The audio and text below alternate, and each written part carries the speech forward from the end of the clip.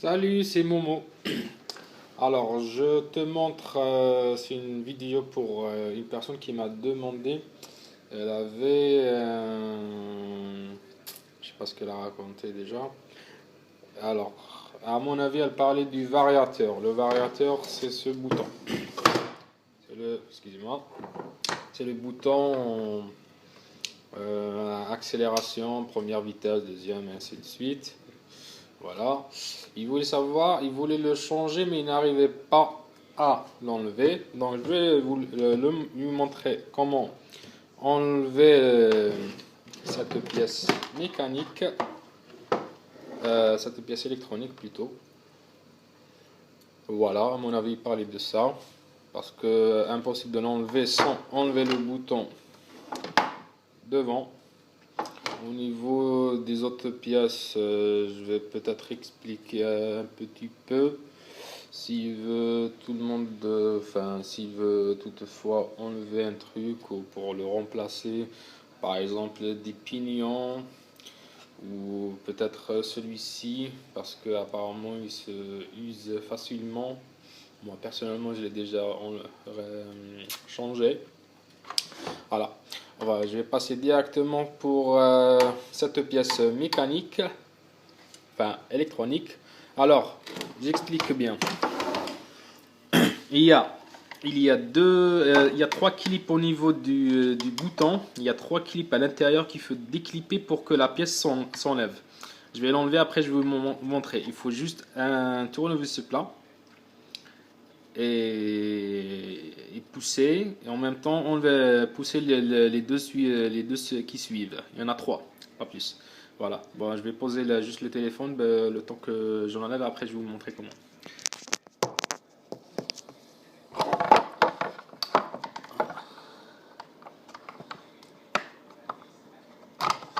On tire un petit peu. Dès qu'on pousse, il faut tirer un petit peu. On le touche.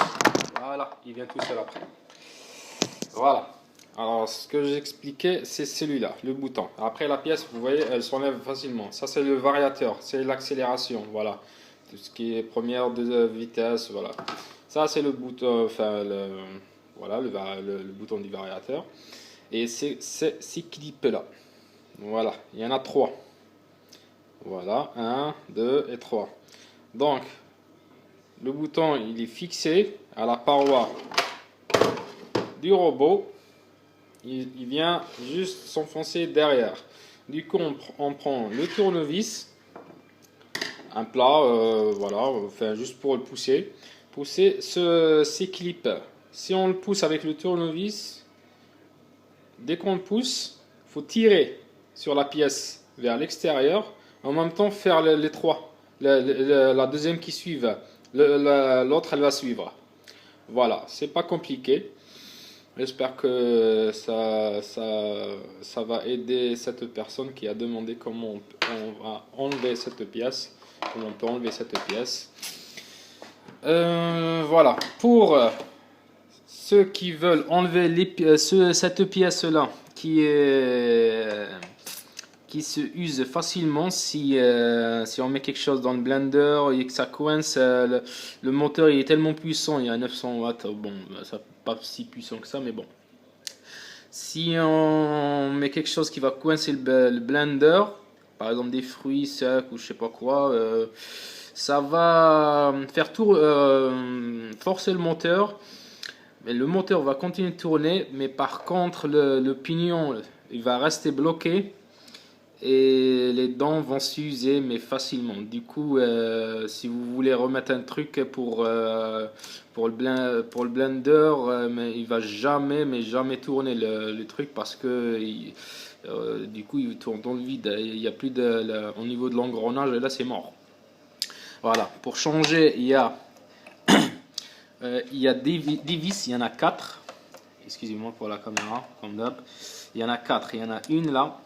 Une là, il y en a une autre, deux dans l'autre côté. Voilà, une là, une là. On enlève ça, le reste va venir tout seul. Pour la changer, c'est facile. Dès qu'on enlève ça, le reste il vient tout seul. Il n'y a pas mordant. Voilà. Pour la carte mère que j'expliquais dans la vidéo précédente, le relais, que j'ai changé. Bon, moi personnellement je l'ai remplacé. J'ai expliqué avant qu'on pouvait le faire avec un décapeur thermique pour le bloquer avec un bout de bois. Mais finalement, si vous prenez un cutter bien aiguisé et tout, vous pouvez arriver à enlever la petite pellicule de plastique qui vient recouvrir le relais. Et mettre ce même bout de plastique qu'on a enlevé, bloquer le relais et mettre un peu de colle pour faire un peu esthétique. Voilà. Voilà à peu près tout. Pour les autres pignons, pareil, si quelqu'un veut enlever, remplacer d'autres pignons, il n'y a pas de souci. On enlève ces 4 vis. Il y en a un là, 1, 2, 3. Et derrière l'autre contacteur. Voilà. Merci d'avoir regardé ce tuto et peut-être à une prochaine vidéo. Salut!